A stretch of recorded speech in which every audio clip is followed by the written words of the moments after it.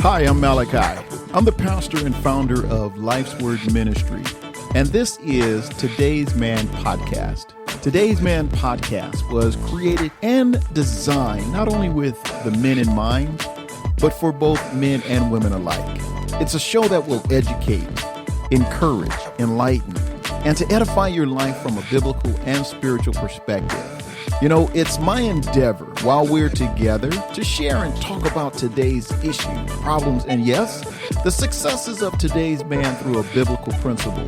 I do hope that you will subscribe, like, and share our podcast episodes with others because by doing so, it boosts our on-air ratings. And with that, here's today's podcast.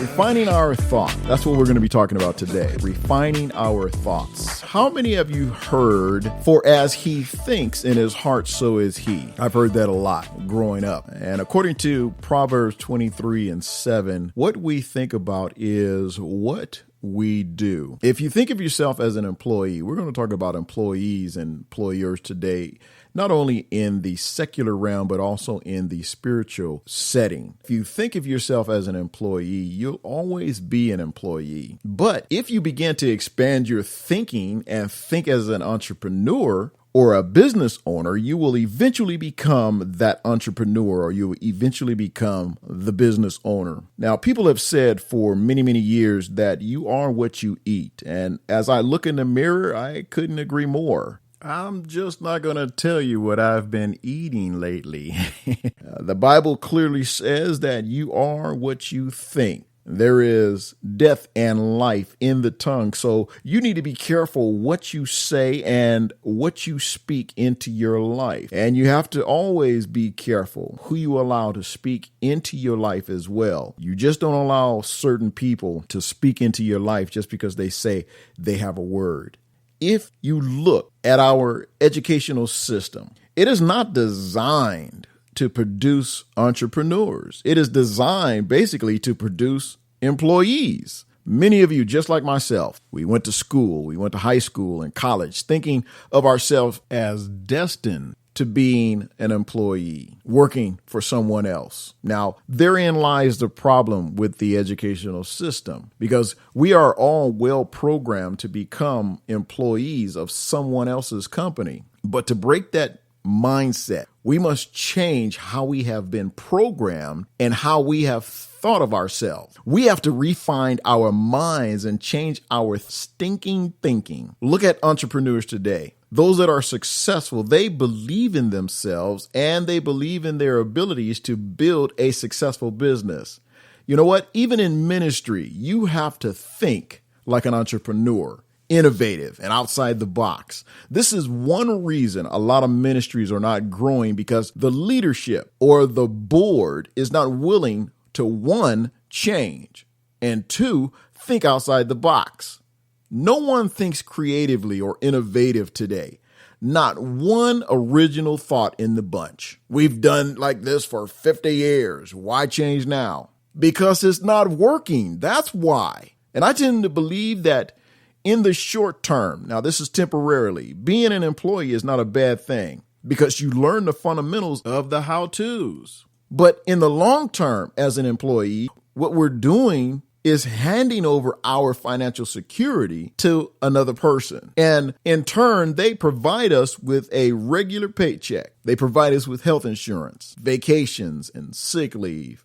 They provide a retirement plans of some sort, 401k. The only requirement to receive these benefits is for us to work from 8 to faint and produce their products and services as specified by them. In effect, we have enslaved ourselves to our employers in exchange for financial security. It can be extremely hard to let go of what security we've been given because we are bound by what is called the golden handcuffs. I read about a man who was very successful in his business. He was a very successful executive with a Fortune 500 company, making a nice six-figure salary with great perks, including housing and car and travel allowances. But he wanted to start his own business. In his mind, he felt trapped by the salary, the job security, and perks his job offered him. He said that it was as though he had on golden handcuffs. He was in bondage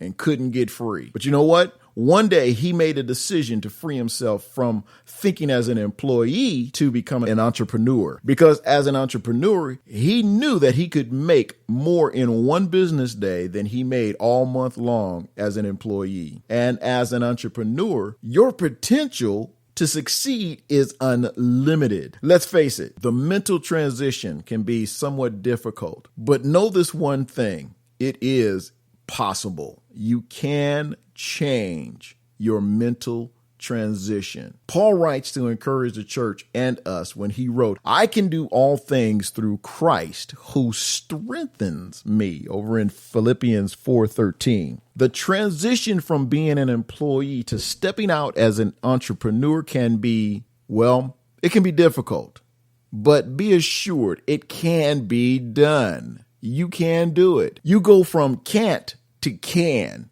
from can't to I will, because you can do all things through Christ, because it is he that strengthens you and gives you the ability to succeed. Let me pause right here and remind many of you about how Egypt had enslaved the children of Israel in the book of Exodus. They gave up their freedom for the protection against financial struggles. And what was their financial struggles? In other words, famine. There was a famine in the land, and the Egyptians gladly made the exchange with them. What was that exchange? Israel would work, and the Egyptians would provide. Seems fair, right? No, this is not what God wanted. He wanted his chosen people to be free. So he sent back to them who? Moses, to lead them to the land of promise, a land where they could be entrepreneurs and provide for themselves. It sounded good, but like some changes in life, the transition was hard. It was difficult because while they were on their way to the land of promise, they began to complain, just like many of us today. They longed for the days when they were in Egypt. They longed for the leeks and the onions and the fruit that the Egyptians provided for them.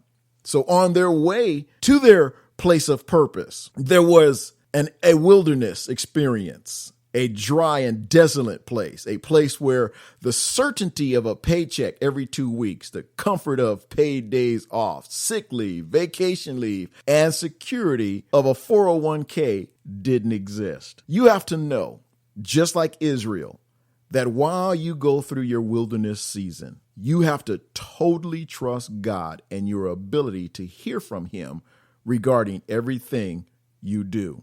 God tried to change the Israelites' mindset by providing them with only enough food for each day. Every day they would go out and gather enough food for the current day and no more. Each day they had to trust God and that he would provide for them. Because they could not break the mindset of working for Egypt, God had no other recourse than to allow that generation of the Israelites to die in the wilderness. And along with that generation died the negative thought process of being enslaved.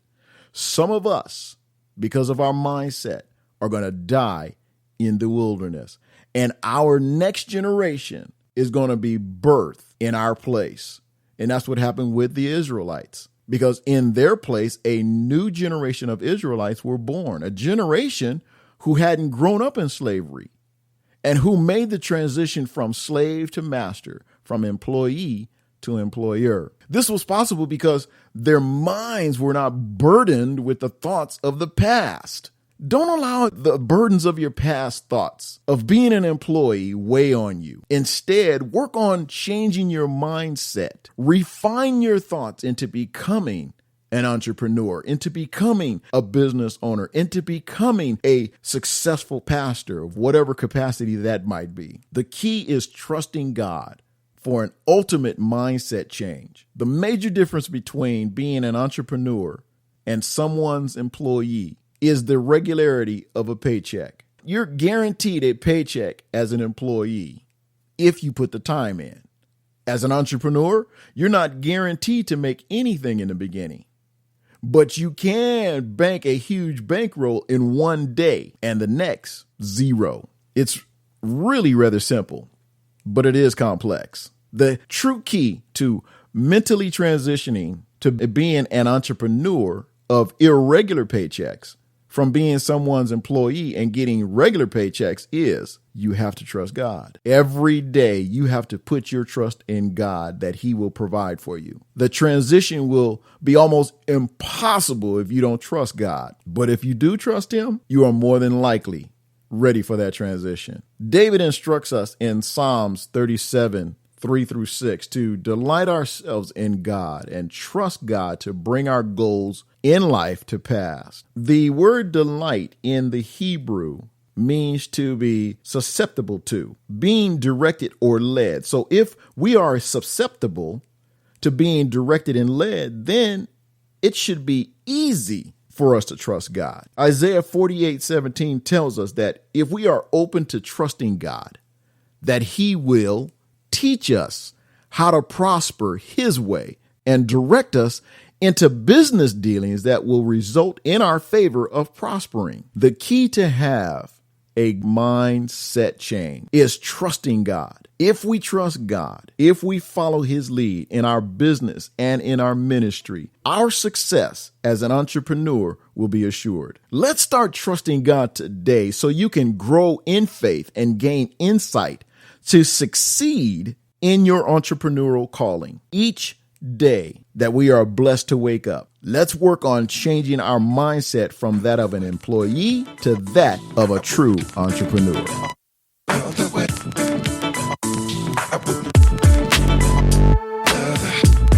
Hey, that's our show for today, folks. The clock on the wall says that's all. Be sure to join us again right here on Today's Man Podcast. I'm Pastor Malachi.